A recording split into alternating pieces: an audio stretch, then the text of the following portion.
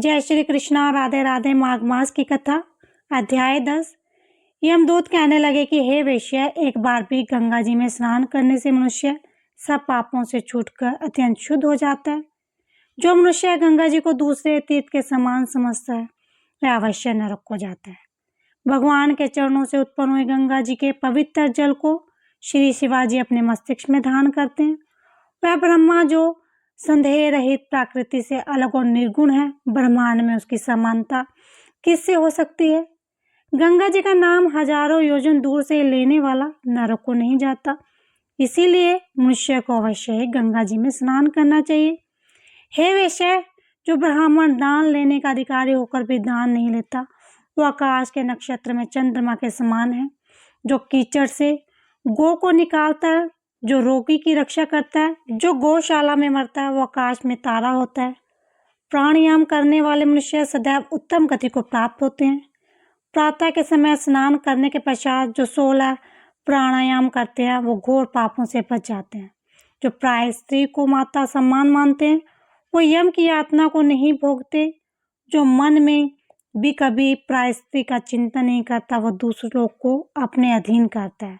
जो प्राय धन को मिट्टी के समान समझता है वह स्वर्ग में रहता है। जिसने क्रोध को जीत लिया मानो उसने स्वर्ग को जीत लिया। जो माता पिता की सेवा देवता तुल्य होता है वो यमराज को नहीं देखता, और जो गुरु की सेवा करते हैं वह ब्रह्मलोक को प्राप्त होते हैं। शील की रक्षा करने वाली स्त्री धन्य है।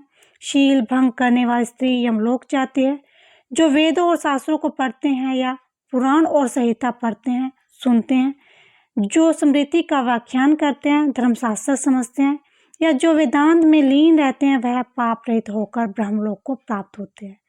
जो अज्ञानियों को वेद शास्त्र का ज्ञान देते हैं वे देवताओं से भी पूजित होते हैं। यमदूत ने कहा है कि वेश्य श्रेष्ठ यमराज ने हमको वही आज्ञा दे रखी है कि तुम किसी वैष्णव को मेरे पास मत लेके आना।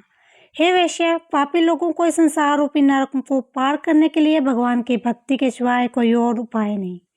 भगवान की भक्ति न करने वाले मनुष्य को चांडाल के समान समझा जाए। भगवान के भक्त अपने माता पिता दोनों के कुलों को उतार देते हैं और उनको नरक में नहीं रहने देते। और जो मनुष्य वैष्णव का भोजन करते हैं वे भी भगवान की कृपा से श्रेष्ठ गति को प्राप्त होते हैं। बुद्धिमान को सदैव वैष्णव का अन्न खाना चाहिए, इससे बुद्धि पवित्र होकर मनुष्य पाप नहीं करता। गोविंदाय नमः इस मंत्र का जाप करता हुआ जो मनुष्य मृत्यु को प्राप्त होता है वह परम धाम को प्राप्त होता है, इसमें कोई संदेह नहीं। जो ओम नमः भगवते वासुदेवाय द्विअक्षर मंत्र और ओम नमो नारायण 8 अक्षर मंत्र का जाप करता है उसके ब्रह्म हत्या इत्यादि सब बड़े पाप नष्ट हो जाते हैं। बोलो विष्णु भगवान की जय।